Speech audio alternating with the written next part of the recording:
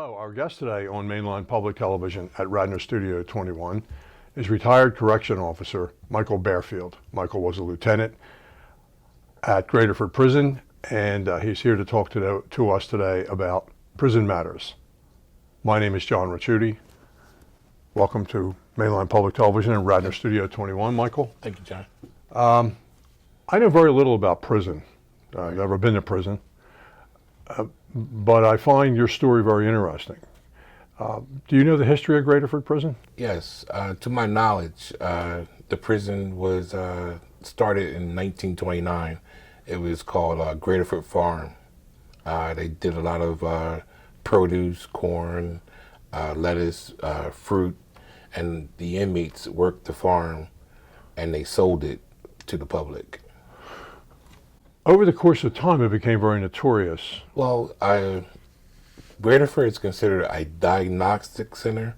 So when you are sentenced from the judge, from court, when you end up at Graterford, they determine where you're going to be housed, what prison you're going to be housed in. Sometimes according to the crime that you committed or where you live at in Pennsylvania. It was once told to me that judges are allotted a number of people that they can put in prison a day based on the number of housing it's available. Is that true? Yes, but you got to remember, before they come to Graterford, they go to the county first, and then they're transported to the state. Recently, there was a show in the last several years, and it was very popular. It was an HBO show. I think it was HBO. I think it was called Oz. Right. Did that depict prison life accurately? Accurately, no. It embellished it. You know, it exaggerated a few things. But as far as the housing, I would say yes. And as far as the socializing, yes. Prison guards are usually depicted as being sadistic and mean in movies. You were a prison guard for more than 20 years? Yes. Is that true? Yes, I would say you develop an attitude or you develop some insensitivity, you know, because just like a police officer, your life is on the line every day. So you kind of develop a type of protection, you know, a wall sometimes for yourself. Is there a society and a culture? I'm sure there's a culture, but is there a society inside of a prison? Yes. You can think of prison like a small city.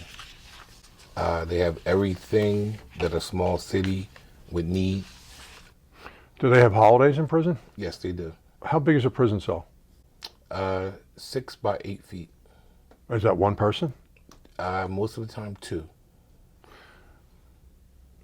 If you're in prison for life, do you have any opportunities to do anything beyond just being in the prison? Can you read books? Can you get educated? Can you get a degree? The degree part, they did away with, but as far as you can go to the law library, you can go to the library. They have special programs for all inmates, including lifers. What's the predominant religion in prison? Islam. Do you think the prison system's racist? How do you feel about that question? I think that there's probably a good argument for that. Yeah, I feel as though there's unfairness, but the unfairness, I wouldn't necessarily say racist, but I would say more of an economical status, you know, being able to afford a lawyer and being able not to afford a lawyer to represent you. Is there a lot of drug use in prison? Yes. Drugs smuggled in? Yes. Do they have to work through you guys? Both through staff and visitors. Is it an open secret? Uh, what do you mean by open? Well, we know that John's smuggling drugs in, but we kind of look the other way. No, no. Once a staff member is found out, they're usually fired immediately. What do you do with transgenders?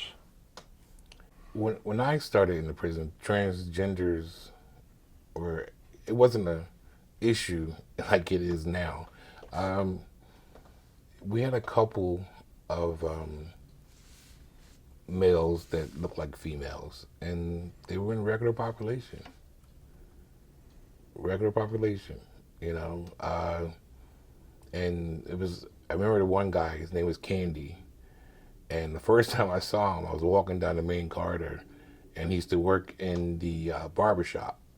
And I went past the barber shop, and he was like sitting on the counter, and I backed up because I thought it was a girl, and it was actually a male inmate, you know, and that's what it was, Candy.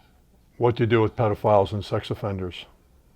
They're General population? general population, unless they ask for protection, protective custody, and then they are housed in the RHU, restrictive housing unit.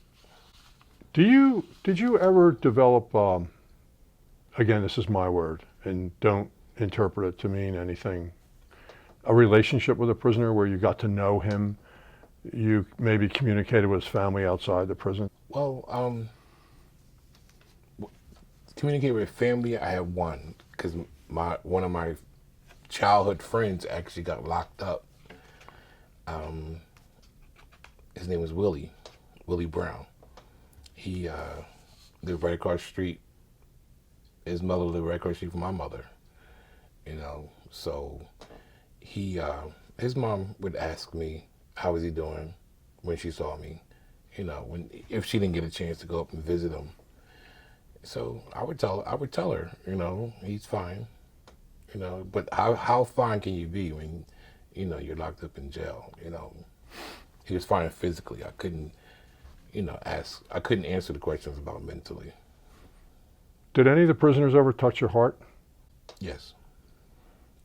I remember this one inmate. I can't remember his name, but he was young. He was about 23, 24.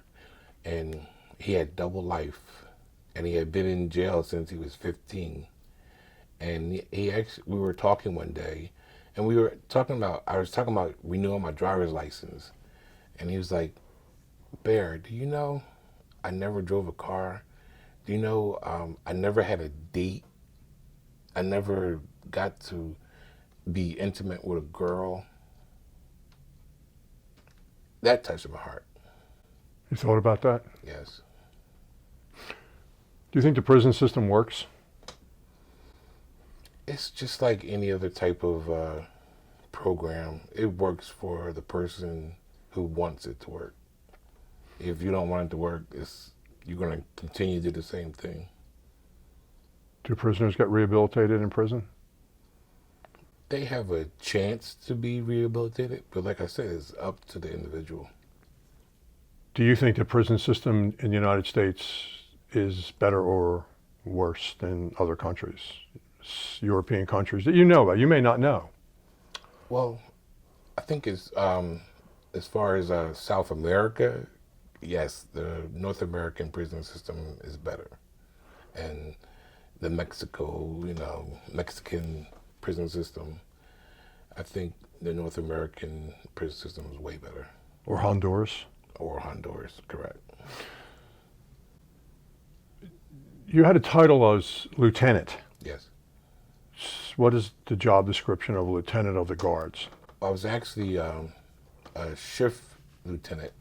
So my job was to assign where staff was going to work for that day, and basically pay them for showing up, keeping track of their leave time and everything like that, and overtime also.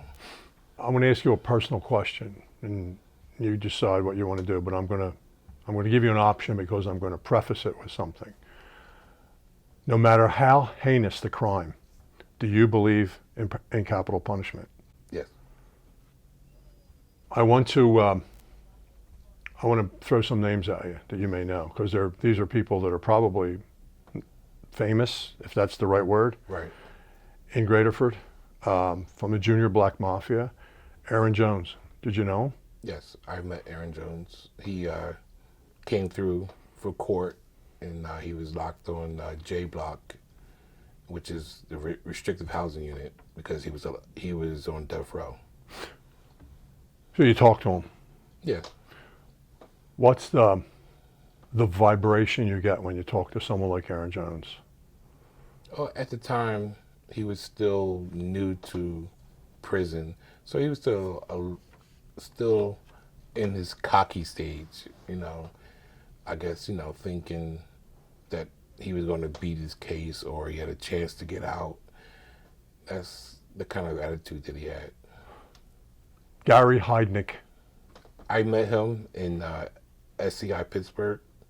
He was also on death row, and he was very quiet. He was in the exercise yard, and he was just tending to himself, really, quiet, didn't make a sound, really. You didn't walk up to him and say, hello, Gary? I walked past him just to, look at him. Mumia. I saw Mamua, or also at Graterford on J Block, and it was briefly, was he okay? Did he need anything while he was being transported for court? Another personal question. Do you believe in his innocence? I believe that it's more to the story than what was represented. Did you talk to him at any length? About his case, no. Just basically about his well-being of where he was at that time. Nudie Mims, probably the most violent of them all. Yes. Talked with him quite a few times. He killed the whole family. Yes. Burned the house down. He sure did. When you look at him like you and I are talking, what goes through your mind? At the time, when I first met him, I actually didn't know what he had done. He was real pleasant. He was just like you and I talking. That's how he would act. He would have a normal conversation. He was actually he was an E-man at the prison. And I'm sorry, E-man. that's like a Muslim pastor, or the leader of the religion. He actually helped keep calm in the prison because of his stature. You mentioned J Block several times. What does that mean? J Block is the housing unit where we house our death row inmates. Did you ever want to go back and ask them more questions, or did they always think that you were kind of like maybe, working for the FBI or something, trying to get information out of them? The people that would talk to you about their case were usually inmates that were employed, like they were considered clerks. Like I had one clerk, his last name was Yule, and he actually told me minute by minute what his case was about. And it was just amazing that he graduated from Hershey. He was very intelligent, and he just ended up wrong place, wrong time. Is he the one that taught you about stocks? Yes, he did. Did you benefit by that? Yes, I did. Don't laugh at me when I ask this question. Who runs the prison? In what matter are you asking that question? I'm supposed to ask the questions here.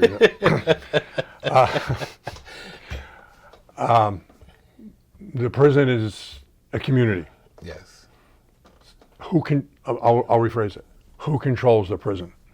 Well, I'm going to say the inmates control the prison. They control the temper of the prison, because if they started anything, the first round is theirs because you're caught off guard and you don't have the amount of staff available at that time to control the situation. If it were like a riot, a full-scale riot, you would have to wait for officers to come in from home, from other jails. So that first round, the inmates have it. I'm going to take you back to a question I asked you earlier about the personality of a prison guard. Are they sadistic and cruel? Right. Why did you become a prison guard? It's funny. I was actually doing construction. I used to work for James D. Marcy. I did the Blue Route back in 1988, 89, 90. And I got laid off in 90 in the middle of the summer because the job was just about complete. And at the time, my wife was 8 months pregnant, didn't have a job. I was sitting home on unemployment and listening to the radio, and a commercial came on about going down to the state building and filling out an application to become a correction officer.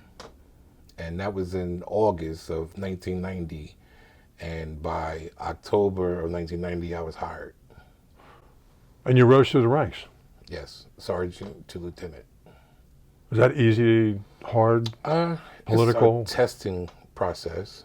Becoming a sergeant at the time, they wanted you to have 4 to 5 years experience to take the test for sergeant.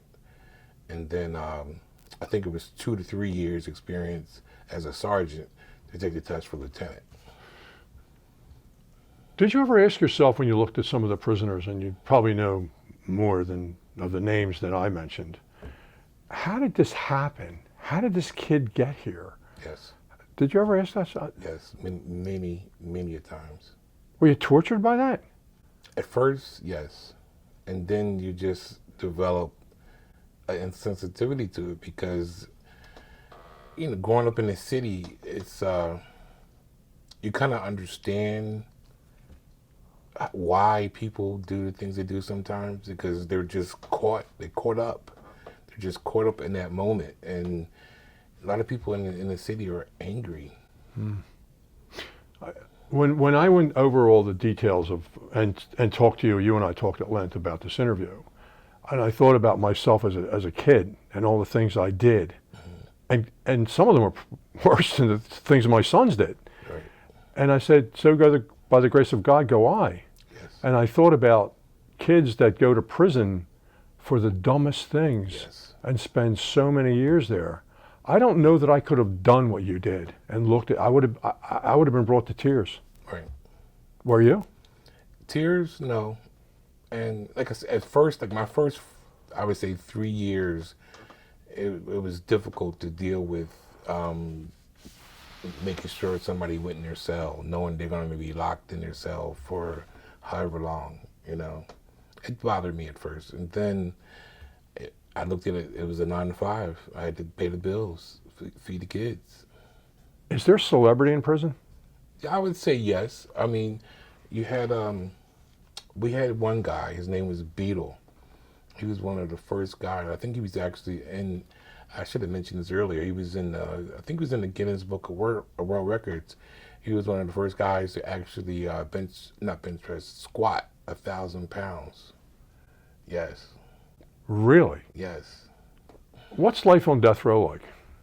You're basically in your cell 23 hours out of the day. And you're allowed to come out and take a shower. You're allowed to go to the law library. And you get 3 meals in a cot. That's it. Do you miss being a prison? I'm sorry. Correction officer. Correction officer. I have to say I do. I mean, at the time when I retired, I actually thought that I was done with it, But I miss the people, the friends that I met, the friends that, changed my life. That's what I miss. Who changed your life? There's one guy in particular, James Majikis. We were in a couple of melees together. Yeah. What? like a semi riot. Yeah, I was in a few of those. Can you talk about them? I remember one time, A Block, What's which A block? A Block was supposed to be your block where inmates were less trouble than, say, D Block or C Block. So one day, me and Jimmy, we used to work on C Block together. I was a sergeant, and he was a CO1, and there was a Signal 13. Signal 13 means officer is in trouble. Officer needs help. And that came over the walkie. So we ran up to A Block, which is probably about 100 yards. And we got there, and it's called a bridge. You just go across the middle of the block. The block is 200 yards long, and the bridge separated the block in the middle. There was so many inmates out and throwing mattresses, burnt pillows, burnt trash. You couldn't even see the bridge. And they were all over, attacking each other, attacking officers. And I just couldn't believe. I was like, I can't believe I'm going to go in here and help get this place under control. But by the grace of God, we got it under control. And it was a few officers got hurt, but no one got killed, no fatalities. Were you ever afraid for your life? A few times, yes. I remember I had to get a tetanus shot in my from my watch going into my arm. Inmate had the bottom part of the broom, and he was trying to kill the sergeant. He struck the sergeant. He tried to hit him in the head, and he broke his arm, the sergeant's arm, in 3 spots. So I had the other part of the broom to get him away from the sergeant, and we were able to get the sergeant off the block and subdue the inmate. But yeah, I thought when he hit me, I thought he was going to continue to try to, do me in. But like I said, by the grace of God, we were able to get control of him. Were you an inner city kid? Yes. So you kind of understood Yes. a lot of things. Yes. You knew people that were on death row for triple. Do they become insane? I wouldn't say insane, but I would say their personality does change. Where you don't really have human contact like you would if you or I, So I'm pretty sure that plays on a person's psyche. I'm pretty sure it does. Were there any suicides or attempted suicides? Very many suicides. Very many. I remember one guy. He took a plastic bag, and he had a lighter at the time, and he let the gas just come out of the lighter. He put the plastic bag over his head, and he suffocated by letting the fumes go up in the bag.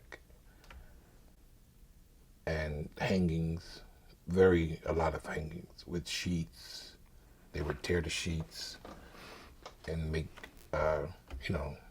something to hang themselves with. Were these death row or just anyone?